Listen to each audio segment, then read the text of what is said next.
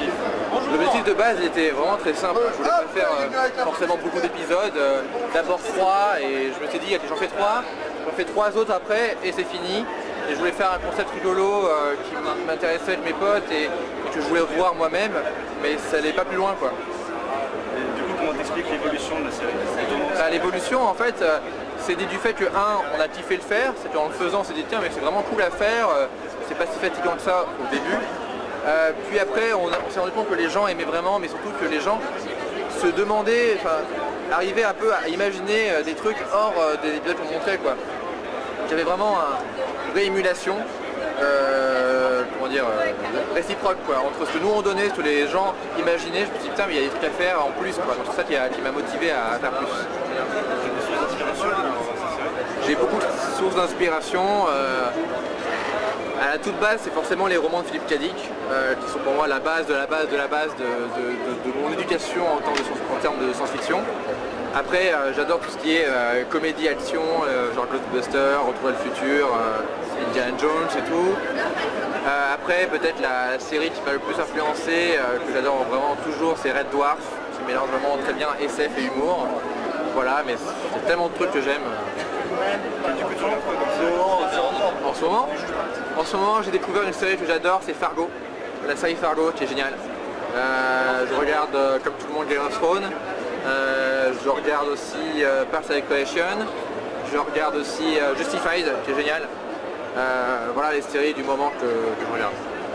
Et je regarde aussi Marvel Agents of Shield, même si je pense que je suis le seul à regarder ça. Si ça change d'être produit par Pas tant que ça en fait.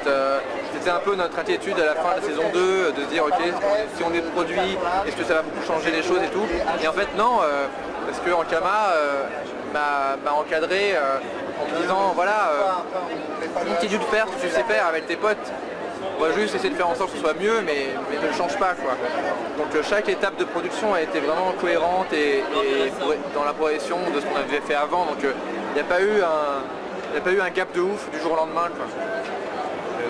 Du coup, est-ce qu'il y a une série 5?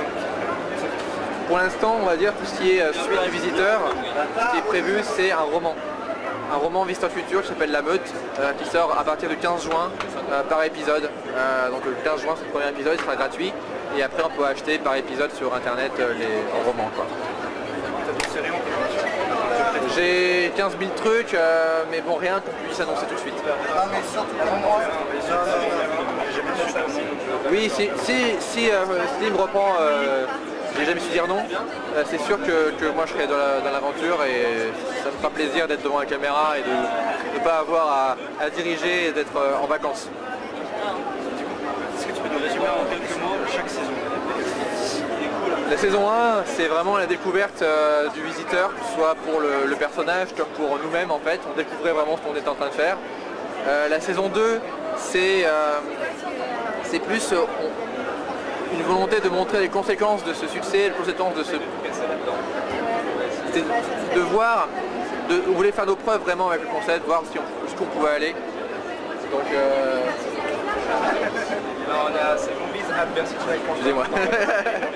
Donc la saison 2 c'est plus, on voulait vraiment faire nos preuves, nous montrer qu'on pouvait aller beaucoup plus loin. Saison 3 c'est là où on prend les problématiques de l'argent, des missionnaires, etc. C'est là où je commence à mettre vraiment mes peurs dedans. Et saison 4 on parle de la célébrité, on parle du fait d'être connu et de se perdre ou pas dedans quoi. La 4 forcément c'est la plus récente, c'est celle où j'ai le plus appris, etc. J'ai beaucoup d'affection pour la première parce qu'on sent qu'on ne savait pas ce qu'on faisait et on improvise et c'est rigolo. Mais la 4 c'est celle qui est peut-être le plus maîtrisée dans l'ensemble. C'est celle que quand tu regardes de A à Z, c'est la plus cohérente et en même temps celle où il y a le plus de blagues. Donc c'est celle peut-être que je préfère. Et merci. Merci à vous.